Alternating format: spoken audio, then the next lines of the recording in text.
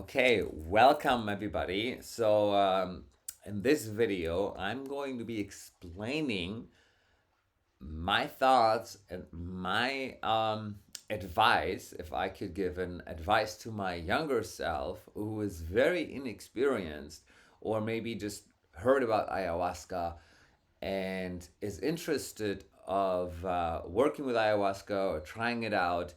And so here are the my top advice um, I would give myself or anybody who's watching this video in what to look for when working with ayahuasca. So, a little backstory: I started working with ayahuasca in 2018, and I wish I had more guidance in really what to look for, because you'll hear about this amazing medicine and you may be interested in working with it if you potentially are stuck in your life or you've tried so many other things, um, and you are just ready to go to this next level of self development and you just don't know how, and you want to work with ayahuasca and you heard about maybe going to the jungle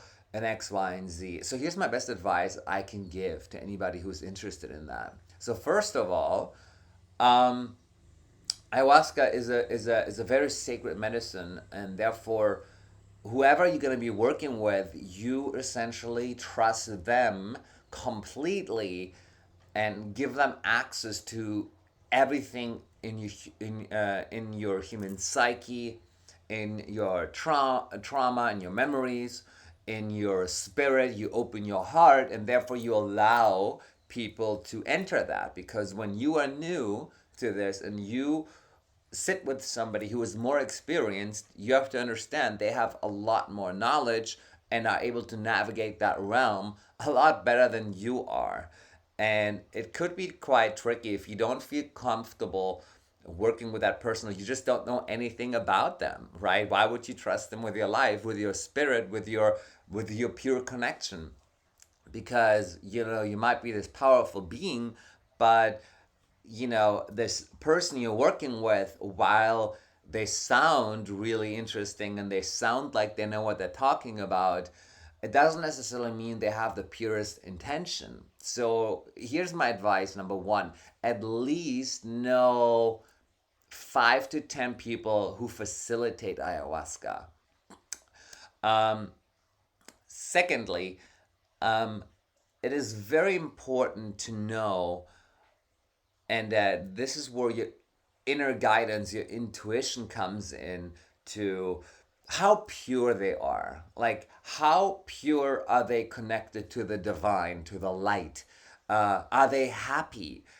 Or is it maybe just people who work with their shadows, and that's all they do? They work with their shadows. Therefore, it's almost a pre destiny for you that you're gonna be working with your shadow, and you may never find and see the light because they have not fully embodied the light. And so it's very tricky. People who facilitate, they know exactly what they're talking about. So it's very important that you meet them or see them, or you get a feeling for them, or talk to them on the phone and ask them questions and see how pure they are, and see and ask them about their daily habits. What do they do besides drinking the medicine? Do they have an alcohol? Do they drink alcohol sometimes? Do they smoke cigarettes? Are they working out? Do they live a happy and healthy lifestyle? Are they happy in their life? Are they embodying happiness and true self love? Or do you see maybe like, God, they don't even fully understand themselves. They don't fully embody self love. So those are like the main things I would suggest you ask yourself before you start working with anybody in a sacred container, and you open yourself up. Because when they're, especially if you're doing a group ceremony and people are processing their own past traumas, um, if you may just get distracted by that, and that's all you focus on. So it's very important that you find somebody who embodies that self-love, and the group thing is something else you'll have to work with. Number two is, I also recommend, me personally, with, it also depends on your financial situation, but I prefer working with somebody who I see and trust with my life, and I see how pure they are. I see that they're happy, and I see they're doing a lot like inside work, and they're happy, and I can feel the love inside of them without even telling me anything about them. So it's very important that you fine tune this filter of how you think, how pure this person is, how close to the light they truly are. um, um, and yeah, if you have the ability to work one on one, it's a very good step, and advice, in my opinion, to work with somebody on one. If you cannot afford that, and groups are there, then that's totally fine too. If you have very difficult time finding somebody wherever you live, who embodies those, or you're not sure, or you can't find five people, if you ask me anything and you have this desire to go into the jungle, there's different tribes working with this medicine. One is in Peru. People, actually, a lot of them going to Peru. In Peru, it's very important that people, the shamans down there, they work mainly with their shadows in the darkness and silence. And so know that you're going there. And I'd say 50 to 70%, it's probably people are not working with the light, and they're not fully embodying the light. Um, so if you know that, then it's very difficult to find those people. However, you're still working with your shadows regardless.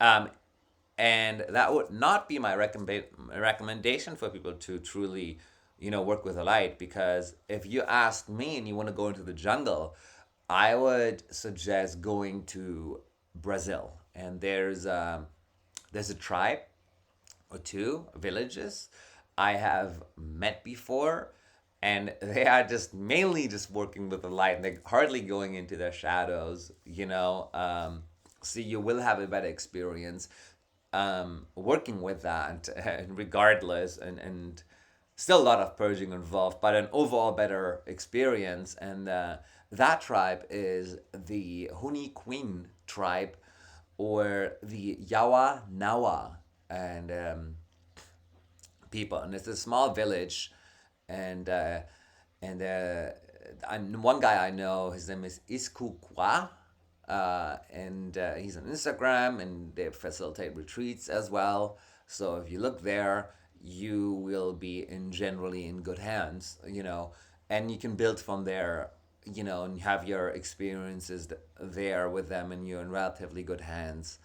Um, yeah. Other than that, you still have to work with your own shadows. You still have to work with overcome your own past traumas. But that's generally my advice to anybody who is interested in working with a plant medicine, ayahuasca. And yeah, it's just something to keep in mind, because you may just be offered left and right, or people, get to know people who facilitate that, or you always want to go to the jungle, and then you go to Peru and you get on a plane, and then a tourist attraction comes by, and those people, you generally do not work with the light. They just want their money, and they can potentially go into your human psyche, and get more things from you, and feel miserable for years potentially.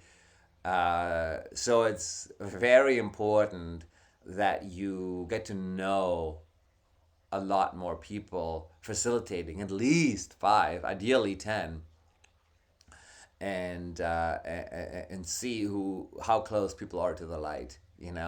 That's my basic advice. So I hope you take this in consideration before you just jump into it.